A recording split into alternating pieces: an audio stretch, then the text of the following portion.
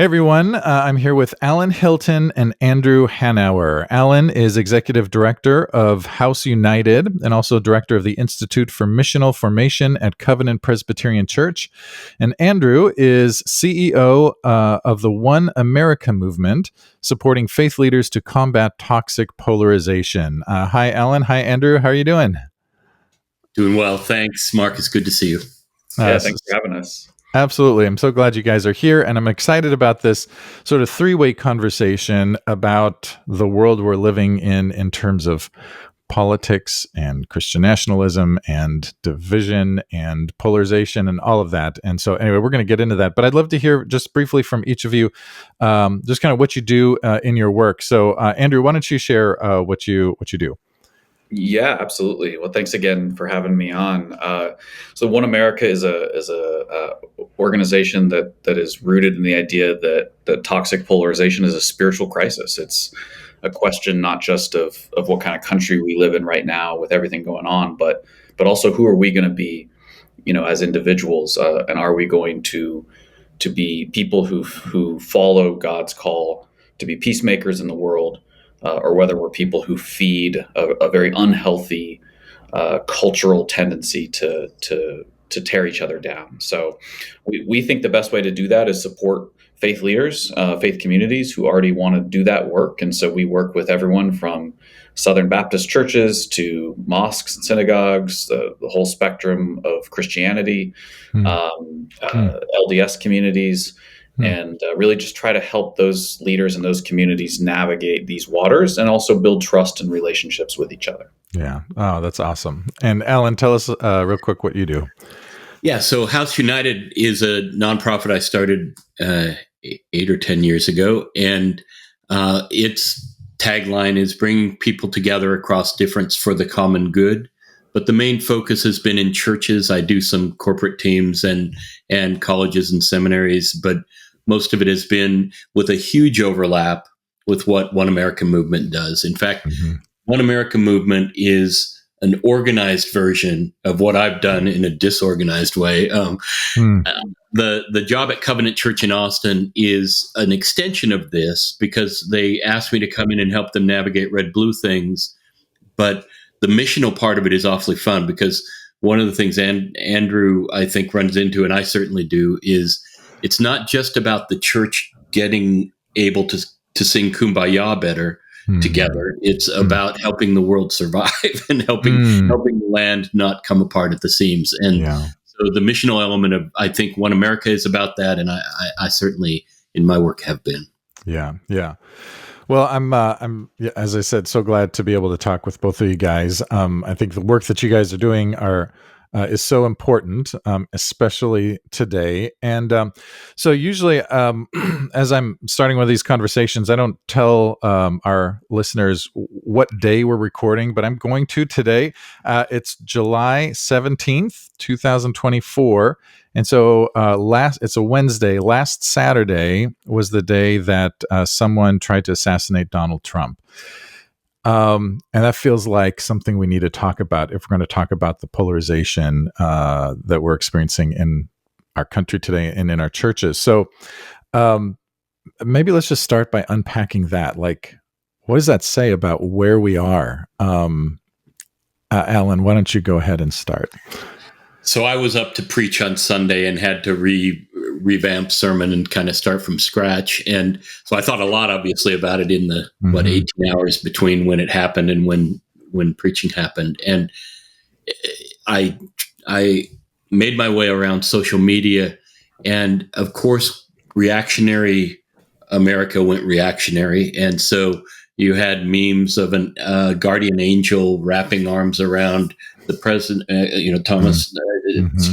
Donald Trump, and you had memes of Donald Trump, the Antichrist, surviving, and they were both coming from people in churches, and so it just becomes exhibit the next of the division that both Andrew and I spent a lot of time hoping to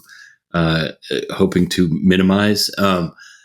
And it becomes an opportunity for the nation and the church to look ourselves in the eyes. I think even at the Republican convention, which is going on this week, there is at least a nod to unity, not just within the Republican Party, but a nod to kind of kinder, gentler connection. It probably won't have a long shelf life, but it at least has been talked about in ways that it wasn't before. So it can be an opportunity.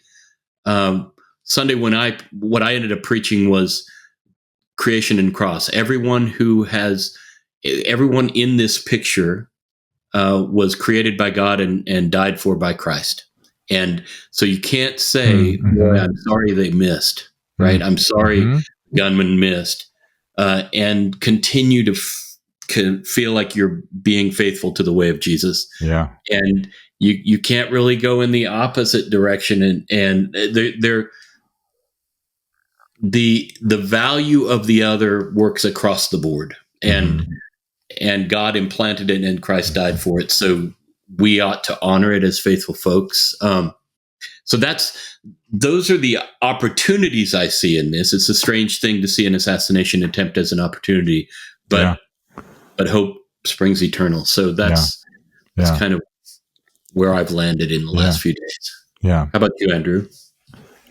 Yeah, no, well said. I mean, I think first of all, the culture of division, I think increasingly pushes us away from human responses and into these kind of ridiculous political focused responses. And so I want to start with a human response, which is, our organization, we're praying for everyone involved, former President Trump, of course, the family of the individual who's killed. And I think it's really telling that our culture, a large swath of our culture, has for the last 7 years essentially reduced that man who died down to the label of Trump supporter or Trump voter.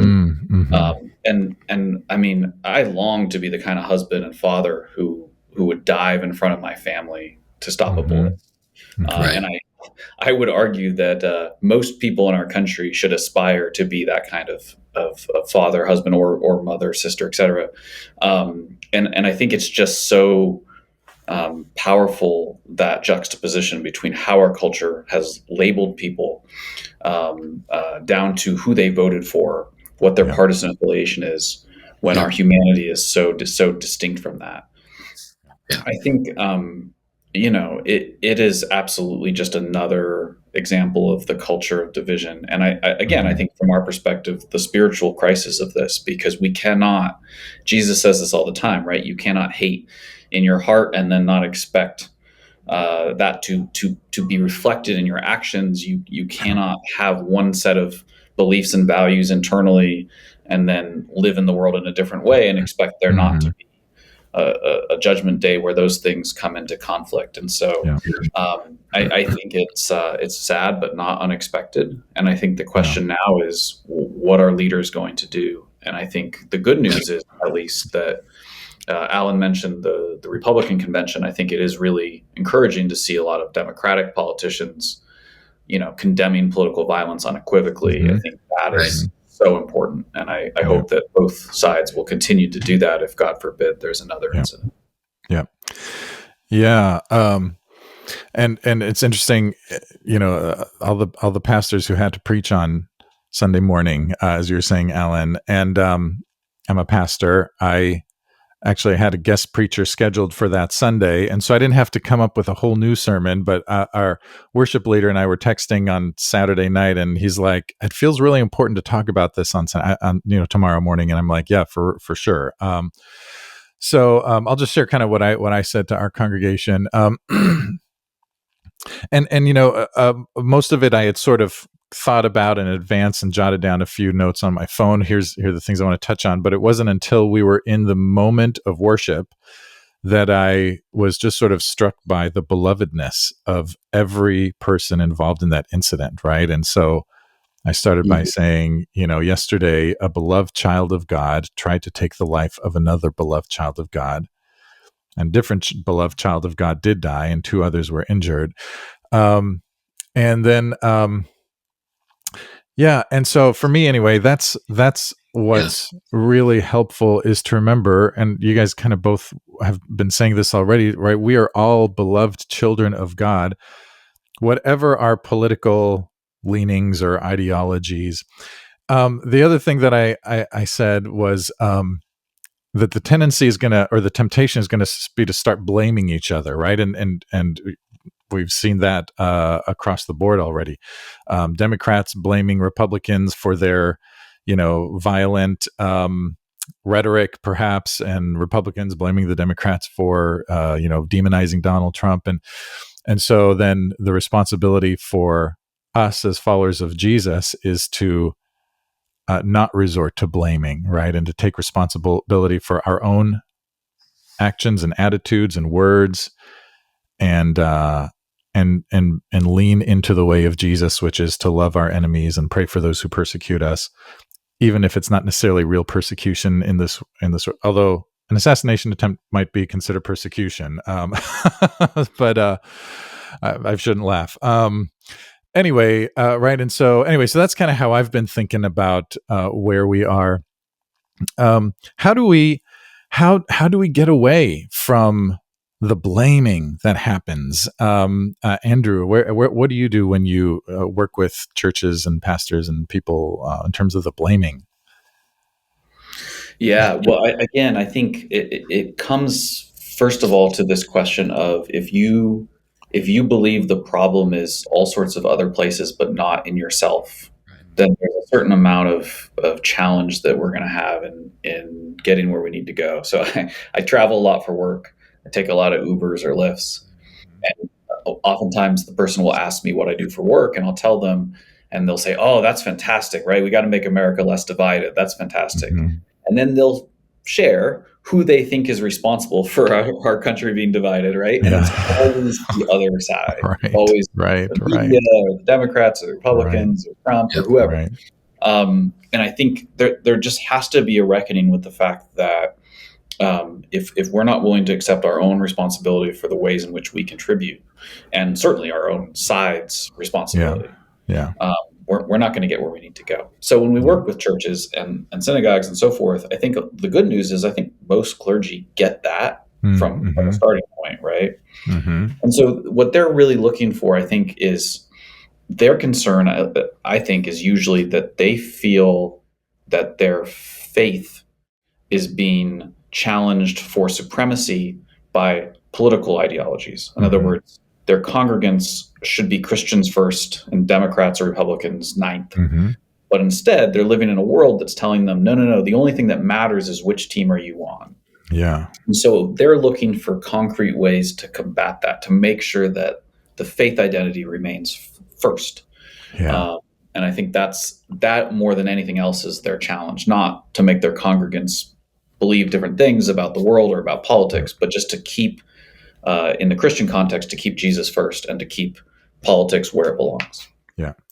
Alan, you do a lot of work by bringing churches together. And so thinking about blaming, maybe you can talk about how that can help us from the blame game, so to speak. And so as Andrew was talking, I was thinking about how at the heart of the problem of blame is this setting up the world in a binary way. It's us and them. It's we and they. And so mingling across sides, across divides, there's a whole lot of sort of rising research that shows that short-term educational experiences do very little to dent bigotry. But extended contact and community connection with the other, or at least whoever started out as the other, changes things relatively quickly. I just actually found the other day a study in which some scholars from Northwestern and Boston College sort of collaborated on a study to see how people would respond in their misperception of the other. So if they were informed about being wrong about the other side, that the numbers are terrible. 75% of us think the other side is more unintelligent, and 50% of us think the other side is more immoral than our side is, or than normal people. But they did this study, and they found if they did initial perceptions, the other was demonized. Yeah. Because they were attributing motive that was nefarious. Our side works out of love. Their side works out of because they hate us. And so in this study, they paid participants to participate, but then they added a bonus. And the wording was, if you get it right, if you get the answer to what their motives are right, you get a bonus in small amount of cash, right? And they worked harder and found out that the people weren't the bad people they thought, and their perception changed just by that little incentive. It didn't take a whole lot of information. It just took actually encountering through reading or through talking to people. Why do you do these things? Well, we do them because we're trying to get it right. And so finding ways to break down the echo chambers is the sort of normal way that we refer to it now, but it's becoming kind of cliche. So finding ways to break down distance socially between we and they, us and them, is an effective way to change blame, because no longer are they just the people we throw fingers at, kind of point fingers at. Yeah. It is. It's hard not to point fingers. I'm just speaking from personally, like my gut instinct is to say, well, if they hadn't done that, then this wouldn't have happened. It's their fault that, gosh. So, one of the struggles that I have as a pastor is knowing how much to talk about it.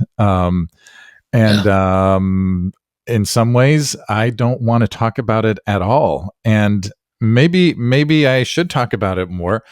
So one of the questions would be, how do we know how much to talk about it?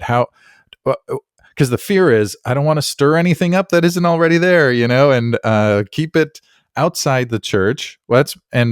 We can reflect on whether that's a good thing or a bad thing. But how do we know how much to talk about it? And Alan, why don't you start with this one, and then Andrew, you weigh in on that. Yeah. So when I started traveling around and doing Courageous Conversations in the mid 20-teens, the churches that were asked, "Would you like me to come?" Some of the people in them were worried we're going to get all political all the time.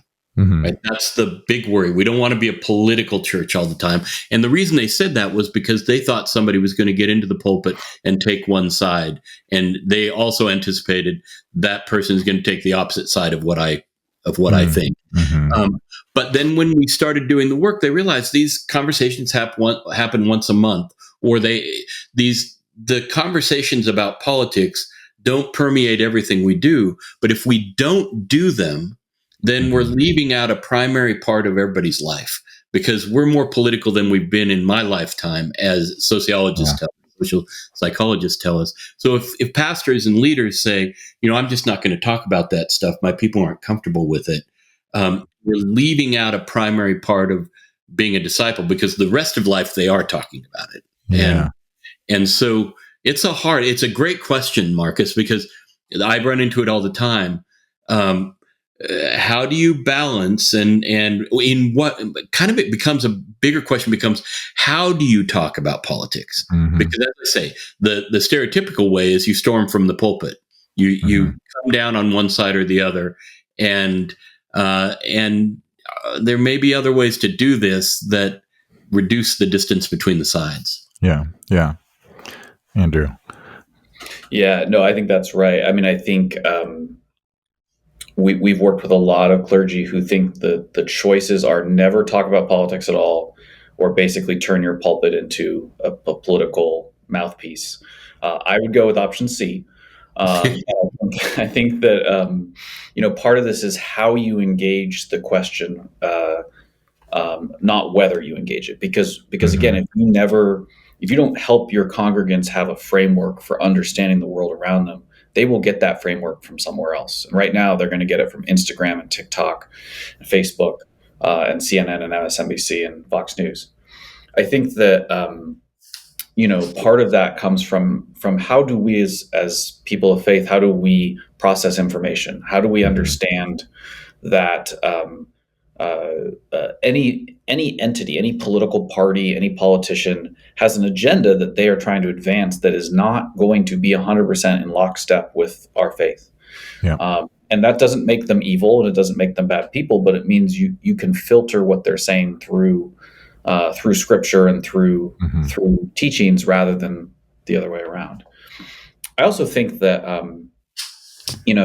there's a toughness, a boldness, and a toughness that congregations that are willing to talk about hard things together can celebrate. Instead of running from these things, we can be the church or the synagogue or whatever it is that says, no, our faith is strong enough. Our commitment to each other is strong enough. We're not going to cancel anyone. We're not going to kick anyone out for having the wrong view. Yeah. We actually are strong enough to talk about this together and disagree and still love each other. Yeah. That's strength. That's not weakness. And I think that too often, I think clergy are worried about what will happen if they do that. And I think part of that is they're worried they'll do it the wrong way. Yeah. And I think that's where skills and tools and people like Alan's work, I think, are so important. Yeah. Well, and a huge amen to that, because what I find is there are a lot of pastors, as you kind of suggested, Andrew, who try to keep the peace by not talking, and yet they'll preach agape, they'll preach unconditional love as commanded by Jesus, but basically implicitly say, but we do have conditions, and we're going to let those continue. Right? We do condition our love on how we believe politically, so we aren't going to talk about that. Our agape won't go that far, and so I think the word tough works here because you're building muscles for bigger love, bigger carrying out of love neighbor, love one another, love enemy. When you actually bring the hard stuff into play, we've got the Olympics coming up. High degree of difficulty gets high scores, right? And I think the world has that scoring mechanism. When the churches that I've worked with interface with the world around, and the world around looks at them, they say, I don't know what else they do in that place, but those people know how to talk to one another, and we don't. We need help, right? So the world senses it's tough. The world around does, and moves toward rather than away in its admiration, if that makes any sense. You're saying that the world sees the church as tough? Is that what sees it the kind of tough Andrew was talking about? Right. Quick version of this. I was doing work with Wellesley Village Church in Wellesley, Mass, and we had done a couple crazy conversations, and then they had in the town council had a rhubarb about whether there should be Columbus Day or Indigenous Peoples Day. And the town was up in arms. The town council tried to make a decision about it, couldn't. They said, you townspeople need to talk about this because we're about ready to hit one another over it. So the pastor called, and we had a courageous conversation on that topic, and the place was just filled, and they did very well talking to one another. And there was ethnic diversity, and there was political diversity, and there was theological diversity, and they stayed in it with one another. And in the back row were town council members who came up afterward and asked the pastor, could you do more of these? Because we need them, right? And that's a great witness, right? That's a see how they love one another, how they would even talk about this stuff to one another, right? To sort of bend Tertullian's famous line about early Christian love. Yeah. And if I could add to that, Marcus, real quick. I mean, that is such a great example of like the country is looking for what we have. And in this moment when Americans feel so lonely and disconnected, they're searching for purpose and meaning. I mean, even down to these young men who are committing acts of violence like the one that happened on Saturday. They're looking for some place in the world. And, if faith communities stand up in this moment and model, they don't have to convert other people to their political views or get everyone to join their activities. Just be themselves, what we need in this moment. I think a lot of people will take a look at faith in a new way, especially in this generation when so many people have abandoned faith communities in part because they see them as part of this cycle of division. Yeah. I was thinking, this morning, I was scrolling through my social media, and I saw a post from Russell Moore, right, Christianity Today, and he posted a picture of the new cover of Christianity Today. I'm going to hold it up to the camera. People listening won't be able to see it, but I'll describe it.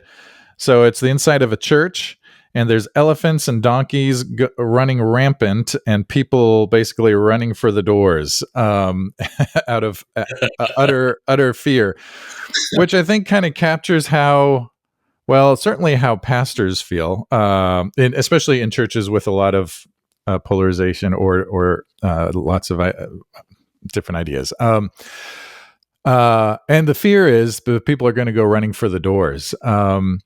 And so I don't know that you have answers for here's how we keep people from running for the doors, but maybe you do. And maybe it is what we've been talking about already. Right. By having these conversations, by inviting people to learn, right? It's a learning process, right? There's a lot of learning that has to happen rather than jumping to conclusions. That takes time. It requires effort. It requires intentionality. And I was thinking as you guys were sharing, it requires, I think Dallas Willard is the one who talked about off the spot training, right? Where we allow ourselves to be formed when we're not in times of crisis, or in this case, polarization, so that when those times come, we're ready for it, right? And we can be the kind of people that we need to be. So I don't know if you have any thoughts as far as that goes. When we're not in the middle of it, how can we, and I'm thinking about how can pastors and ministry leaders help their people be formed in such a way that that they can handle, like with the strength that you guys are talking about, handle these kinds of things. Andrew, why don't you go ahead and start with that one? Yeah, no, I think that's right on. This is not a crisis that we have a silver bullet for right now in this moment as a society. This has to be part of who we are as people all the time, is people who seek diversity of opinion, people who seek the welfare of their neighbor, even if their neighbor doesn't look like them or vote like them. Yeah. So I think it's about how do faith communities are one of the few places where people meet regularly and where they're given a set of values and beliefs that are supposed to transcend what they're being told in their other parts of their lives. So faith communities, I think, have an obligation and an opportunity to be places that are forming people all the time, especially I think maybe when things are easier, to be the kinds of people who are resilient to this kind of stuff. I was thinking earlier about this idea that if people who are in churches that are really purple, right, are really feeling it right now. I think that's true. But I would also argue that churches or communities that are very deeply blue or red is where there's a really important obligation for clergy, because that is when we can get so comfortable with the idea that our way is the right way because we're surrounded by people who just keep telling us how right we are. And I think I know a rabbi who said that he had a process in his synagogue where they gave basically a vote of like, how is the rabbi doing? Do you approve? And they do this as a whole community. And he had like 98% support. And he said, that's terrible. That means I am not doing enough things to push up, because if I was, I would lose some support and that'd be healthy. So that's when he started building a relationship with a PCA church, because he said the time to stretch, right? So I think it's really that resilience comes from also monitoring how comfortable we are and making sure we're never getting too comfortable. Yeah. Alan, what would you add? Yeah, the listening isn't something most of us are very good at, and yet being listened to is pretty much everybody's love language, right? We all want to be listened to, and not many of us are very good at listening. So one of the skills that leaders can really help inculcate in their culture is the ability to be quiet and listen to somebody, and Mm-hmm. and listen for what they think rather than listen to prepare a reply or a retort.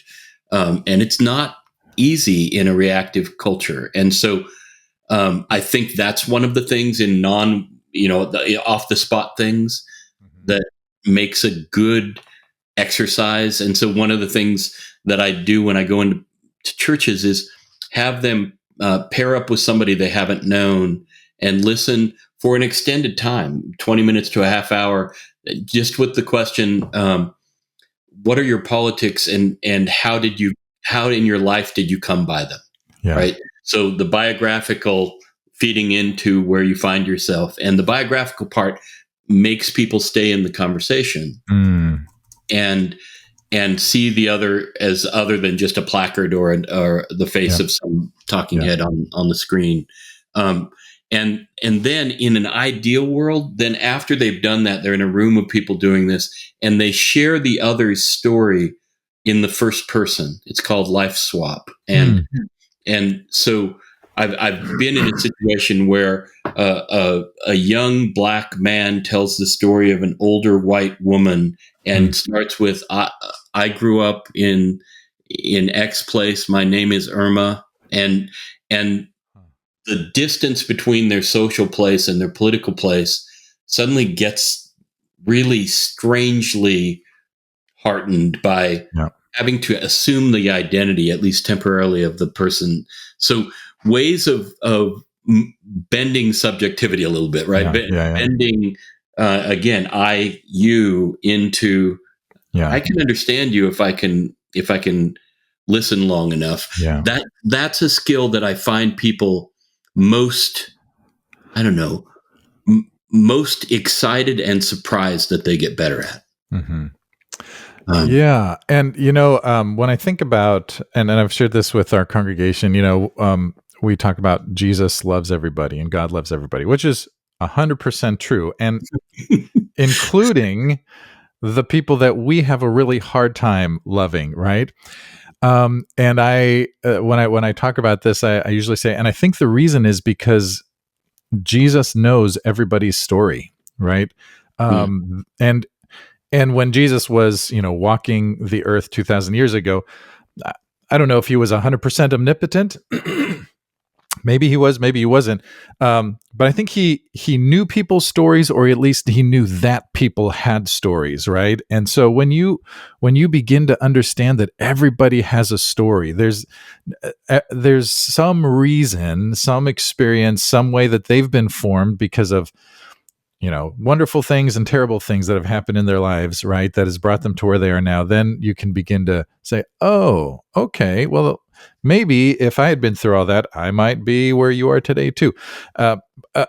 It helps me in any case to remember that everybody has a story, right? And if people knew my story, they would understand me much better. Mm-hmm. So like when Jesus says things like, Father, forgive them, I think there's a recognition that even those soldiers, they're there for they have a story that brought them to that cross and put Jesus on that cross. They've got a story. And so Jesus is like, I can forgive you. I can love you even in the midst of all of this. So one of the go ahead. And I've noticed that we're, in a way, you've taken us back to where Andrew started us, which is Thomas Matthew Brooks has a story, and the person who died trying to shield his family has a story, and complicating those stories. I think both of you are helping us a lot, because actually letting color appear and contour appear in somebody else's story is really crucial to loving them. And absolutely. And it just makes it easier, right? It doesn't, loving can be hard for sure, but it can be easier if we understand each other's stories. So one of the questions I kind of jotted down as I was thinking about our conversation was WWJD, right? What would Jesus do? And so we've kind of touched on that a little bit. And I'd love to hear from you, not just what would Jesus do, but also, like Andrew, you'd mentioned a phrase you used that jumped out at me was caring for the welfare of their neighbor, right? Which comes from the Jeremiah 29, praying, seeking the peace and prosperity, the shalom of the city, into which in Israel's case, they'd been called into exile.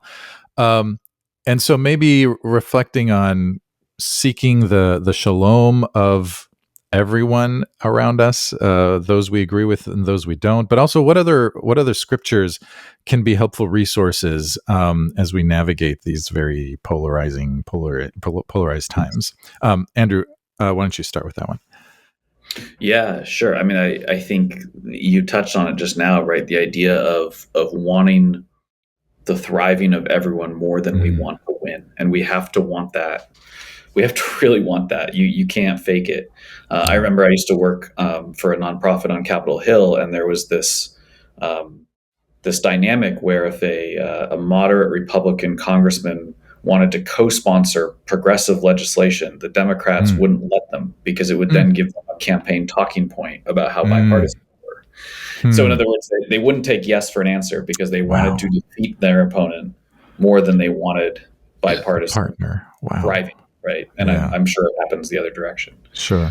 I think that that speaks to Jeremiah. I think it's very simple, but I talk a lot about Jesus talking about loving your enemies. I'm struck by and I would say the concrete action of praying for them, not just loving yeah, sure, I love them. Yeah. I'm struck by the fact that I've been to dozens of different churches in my life as a congregant, and I've all sorts of different kinds of churches, and I've never seen a church that regularly built in to the rhythm of its worship a time to pray for people's enemies. And I know, put aside enemies, even just the type of squabbles you get into as a human being over the course of a week. And any time that I've stopped and actively prayed for the person that I feel anger towards, it's transformative in my life. And I think that if we were doing that collectively, I think it would have more impact than a lot of the sort of interventions that nonprofits, come up with to try to reduce polarization. Yeah. Alan. Yeah. So I love that, Andrew. I love the practice of prayer for enemy in worship. That's a great idea. Yeah. And I also kind of riveted on your example from the legislature, because what tends to happen when we see something like that is to blame Washington, because those people are so polarized that they can't even do a bipartisan, when they're actually avoiding what would happen to them because of us, right? And it's back to where we started, which is we didn't see an isolated incident when the shooter climbed the roof. We saw an outgrowth of a culture. Yep. And we're a part of that culture. And so moving back from my wife, Liz, I think rightly says that sports talk radio was the root of all of this that's happened in polarization, because you sit back and you make your judgments about how the coach did this or how the player did that. And you're not on the field, and you don't count yourself ever on the field. Even if you call the team we or us, you're still not, you're in a judge's seat rather than you're in an audience seat. And a lot of Christians slip into the audience seat and blame it outside us, when actually we are the problem.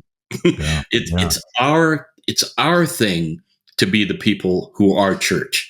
And I've loved several times today, Andrew, you've alluded to the church being the church in different language. But if we just be the church, I think one of them was when you were saying, we don't have to convert them to our ideas. We don't have to kind of sway them on an issue. We just need to be the church, loving one another, and things change, right? And we model something. That's another part of the language you used. Andrew, you and I could talk for hours and finish one another's sentences, because it's very clear that this is right where we live. And it's been really fun to talk to you because of that. But I really think if we can get people to feel agency in this, we get churches to feel agency, then Jeremiah 29 breaks open. And Philippians 2, stop your grumbling and complaining, and you will shine like lights in a dark sky, right? There are a bunch of these that nobody preaches, right? There are a bunch of them that nobody catches along the way and preaches that are true about what you, Andrew, what I, Marcus, probably what you experience, which is when we just be church, we change things. We have an agency in the system. It's when we stop and be audience that we lose our power or lose whatever power God is calling us to assume as agents in the world.